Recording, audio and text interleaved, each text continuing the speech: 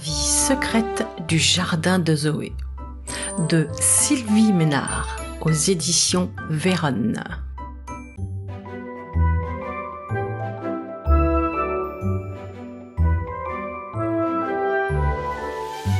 L'été se passa ainsi et tout le monde avait fait le plein de soleil et de nourriture.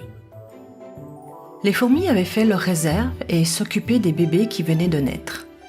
Il y en avait des centaines. Les oiseaux aussi s'occupaient de leurs bébés et ils étaient épuisés.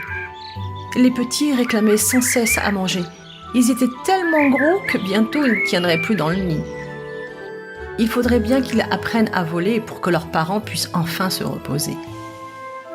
Puis arriva la fin de l'été et il fallait se résoudre à reprendre le chemin de l'école. Les souris, qui avaient bien grandi, avaient appris à se diriger toutes seules dans le jardin, sans se faire attraper par Théo le chat. Il était temps à présent de commencer l'école. La petite Zoé était très excitée à cette idée. Elle allait pouvoir rencontrer d'autres petites souris et elle se ferait certainement beaucoup d'amis. Le matin du premier jour, avant de partir, elle ne tenait plus en place. Sa maman avait du mal à l'habiller et elle ne voulait pas lâcher son nouveau cartable rose, dans lequel elle avait rangé ses crayons de couleur, son tube de colle et ses petits ciseaux. Elle allait faire de beaux dessins pour sa maman et fabriquer des châteaux en papier et plein d'autres choses.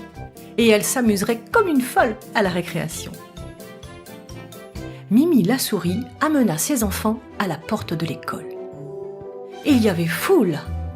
Toutes les petites souris couraient dans tous les sens, riaient et se retrouvaient. Quel bonheur! Mais bientôt, la maîtresse souffla dans son sifflet.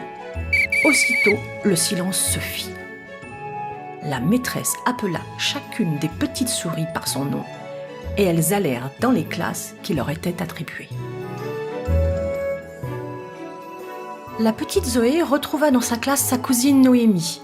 Chouette! Elles commencèrent à se raconter leurs vacances. Mais la maîtresse leur demanda de se taire. Elles n'étaient pas toutes seules dans la classe. Si tout le monde parlait en même temps, on ne s'entendrait plus. Zoé et Noémie demandèrent à la maîtresse de les excuser et promirent qu'elles ne le recommenceraient plus. Puis, la maîtresse inscrivit son nom sur le grand tableau noir et elle demanda à chacun de faire un beau dessin et d'écrire leur nom sur le dessin. Ils seraient accrochés sur les murs de la classe et chacun pourrait les admirer.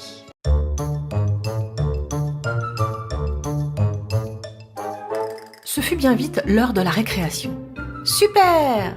Elles sortirent en courant dans la cour. Et il y avait des ballons, des cordes à sauter et même un toboggan. En faisant la queue au toboggan, Zoé fit la connaissance de Gus, un souriceau très gentil et que Zoé trouvait très mignon.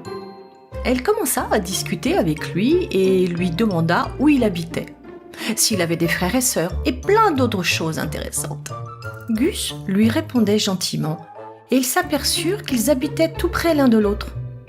Gus vivait dans le jardin en face de celui de Zoé. C'était formidable. Comme cela, ils pourraient rentrer ensemble le soir.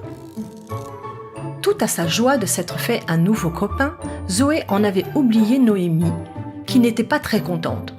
Elle se retrouvait toute seule et n'avait personne avec qui jouer. Heureusement, Rosie lui demanda si elle voulait bien tenir la corde pour qu'elle puisse sauter.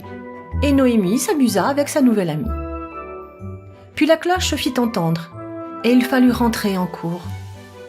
Les petites souris devaient apprendre à compter, mais c'était pas facile. Il y avait tant de choses à savoir. Elles n'auraient plus le temps de s'amuser. À la fin de la journée, Zoé et Noémie étaient très fatiguées. Mimi, la maman souris, vient chercher les deux petites souris et Zoé demanda à sa maman si elle pouvait également raccompagner Gus chez lui en passant, car sa maman était très en retard. Mimi était d'accord bien sûr, et tout le monde rentra chez soi en riant et en courant, sous le regard de Mimi qui surveillait tout ce petit monde. Après avoir goûté et pris leur bain, les petites souris étaient épuisées par cette première journée d'école et ne tardèrent pas à s'endormir.